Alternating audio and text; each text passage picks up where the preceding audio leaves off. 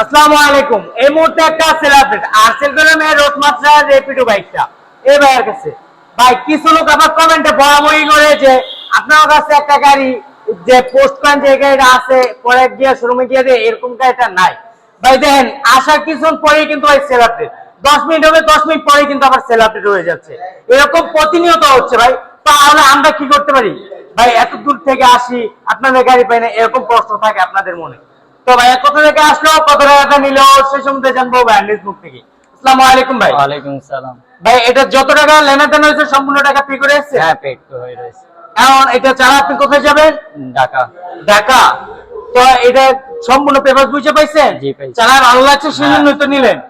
তো ভাইজানদের জন্য সবাই দোয়া করবেন, তিনি যেন তার গন্তব্যস্থলে সুন্দরভাবে পৌঁছাতে পারে, এবং আমাদের জন্য দোয়া করবেন আমরা যেন বাংলাদেশের মধ্যে আরো কম প্রাইসে বাইকগুলো সেল করতে পারি।